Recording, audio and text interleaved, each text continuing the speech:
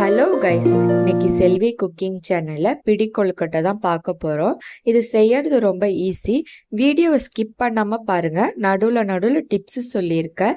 வீடியோக்குள்ள போறதுக்கு முன்னாடி சேனலை சப்ஸ்கிரைப் பண்ணாதவங்க சப்ஸ்கிரைப் பண்ணிடுங்க. கொழுக்கட்டை செய்ய 1/2 கிலோ பச்சரிசி எடுத்திருக்கேன். பச்சரிசியை வாஷ் பண்ணிட்டு தண்ணி ஊற்றி ஊற வச்சுக்கோங்க. 4 மணி நேரம் ஊறுனதுக்கு அப்புறம் அதை ஒரு காட்டன் கிளாத்தில் போட்டு நல்லா இந்த மாதிரி காய வச்சிருங்க. ரொம்ப காஞ்சிடக்கூடாது. இந்த மாதிரி கையில் ஒட்டுற பதம் இருந்தால் போதும். அரிசி சின்ன சின்ன பீஸாக தேங்காவை கட் பண்ணி எடுத்திருக்கேன். இப்போ அரிசி காஞ்சிருச்சு. இதை மிக்சியில் போட்டு நல்லா ஃபைன் பவுடராக அரைச்சிக்கலாம். மாவோடைய பதம் இந்த மாதிரி இருக்கணும். இப்போ இதை இட்லி தட்டில் கொட்டி ஆவி காட்டிக்கலாம். மாவை ஆவி காட்டுறதுக்கு முன்னாடி இந்த மாதிரி சின்ன சின்னதாக ஹோல்ஸ் போட்டுக்கோங்க. இந்த மாதிரி போடுறப்ப மாவு நல்லா உள்ளெல்லாம் வேகும். மாவு வெந்துருச்சான்னு எப்படி பார்க்கறதுன்னா, இந்த மாதிரி மாவு எடுத்து கையில் திரட்டி பாருங்க. இந்த மாதிரி உருட்டிட்டு வந்துருச்சுன்னா மாவு வெந்துருச்சுன்னு அர்த்தம். 1/2 கிலோ பச்சரிசிக்கு 250 கிராம் வெல்லம் எடுத்திருக்கேன். ஒரு வெல்லைக்கட்டி இனிப்பு மாறும். அதுக்கேற்ற மாதிரி வெல்லம் சேர்த்துக்கோங்க. வெல்லம் கரையறதுக்காக 1/2 கிளாஸ் தண்ணி சேர்த்துருக்கேன். வெல்லத்தை நல்லா கரைச்சிக்கலாம். பாகு பதெல்லாம் எதுவும் கிடையாது. வெல்லம் கரைஞ்சா மட்டும் போதும்.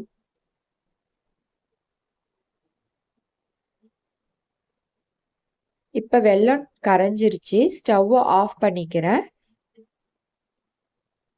ஸ்டவ் ஆஃப் பண்ணிட்டு 1/2 டேபிள் ஸ்பூன் உப்பு சேர்த்துக்கிறேன். இனிப்பு எடுத்து கொடுக்கறதுக்காக 1/2 டேபிள் ஸ்பூன் உப்பு சேர்த்துருக்கேன்.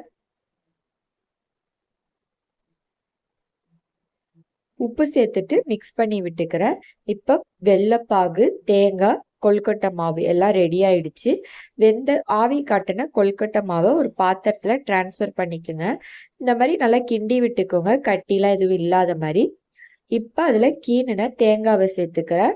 தேங்காய் துருவி கூட சேர்த்துக்கலாம். ஆனால் இந்த மாதிரி சின்ன சின்ன பீஸாக போடுறப்ப சாப்பிட்றப்ப நல்லா டேஸ்டாக இருக்கும். கரைச்ச வெள்ளைப்பாகை வடிகட்டிக்கிறேன்.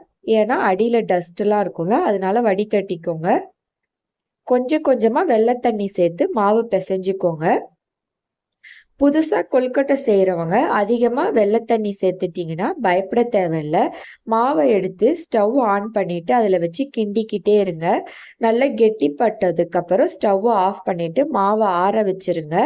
அதுக்கப்புறம் இந்த மாதிரி கொழுக்கட்டை உருட்டிக்கோங்க. மாவை நல்லா மிக்ஸ் பண்ணதுக்கப்புறம் இந்த மாதிரி பதத்தில் இருக்கணும். இப்போ தான் கொழுக்கட்டை பிடிக்க கரெக்டாக இருக்கும். இப்போ கையில் நெய் தொட்டுக்கிட்டு எல்லா கொழுக்கட்டையும் இந்த மாதிரி பிடிச்சி இட்லி தட்டில் வச்சுக்கலாம். இது செய்யறது ரொம்ப சிம்பிள் தான். இப்போ எல்லா கொழுக்கட்டையும் பிடிச்சி வச்சுட்டேன். இதை ஆவி காட்டிக்கலாம். வச்சு மூடிக்கிறேன். இது வெந்ததுக்கு அப்புறம் ஓப்பன் பண்ணி சர்வ் பண்ணலாம். குறைஞ்சது 30 நிமிஷம் ஆகும் வேகிறதுக்கு. நம்ம செய்கிற குவான்டிட்டியை பொறுத்து இருக்கு.